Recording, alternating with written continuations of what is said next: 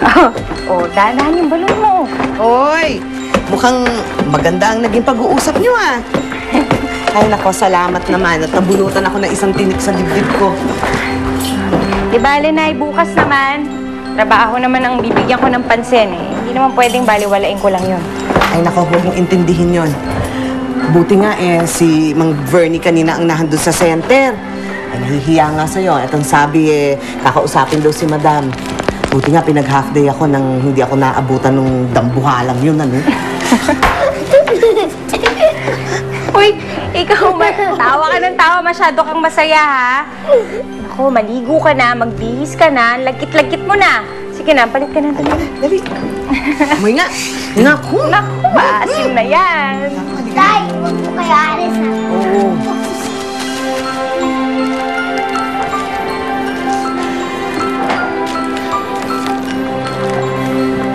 Bakit nakangiti ka?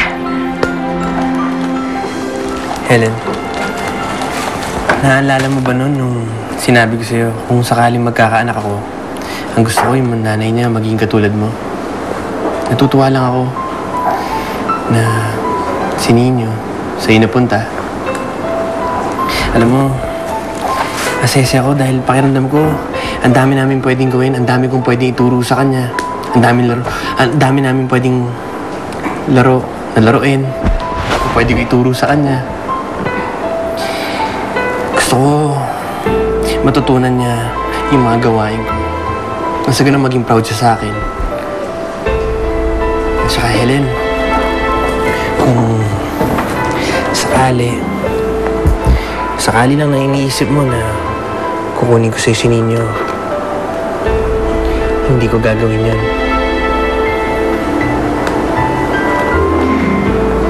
Si Gwyneth. Nandito siya. Paano pag nalaman niya, nandito lang kami? Pumunta pa sila ninyo kagabi. Wala siyang malalaman tungkol dito. Tsaka kilala mo naman si Gwyneth eh. Walang ibang inatupag yun kundi ang sarili niya at yung karir niya. Hindi niya kayang ibigay ang isang pagmamahal ng ina. Hindi katulad mo. Alam mo, hindi ko talaga alam gagawin ko kapag nawala si Nino sa akin. Huwag kang mag-aalala. Gagawin ko ang lahat para maayos to. Kung kinakailangan kong tumira dito, makasama lang kita at si Nino. Gagawin ko.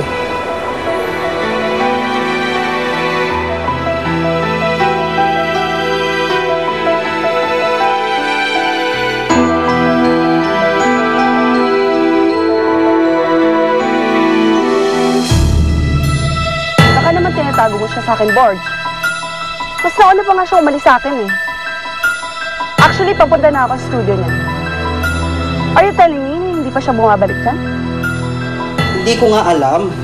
Basta wala siya dito, okay? Alam mo, mas mabuti pa gawin mo, ha? Umuwi ka na lang sa inyo.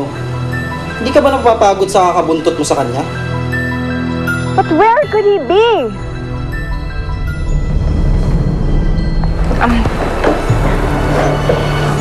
Dave,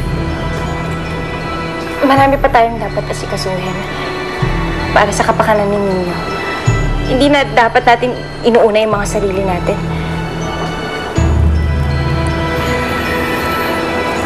Helen. Dave, may asawa ka. Sa mata ng Diyos, sa mata ng mga tao, sa mata ng anak mo. Kasal ka sa ibang babae, yan ba ang gusto mong ituro sa kanya? Dave, magulo pa ang sitwasyon ngayon. Huwag na nating dagdagan pa.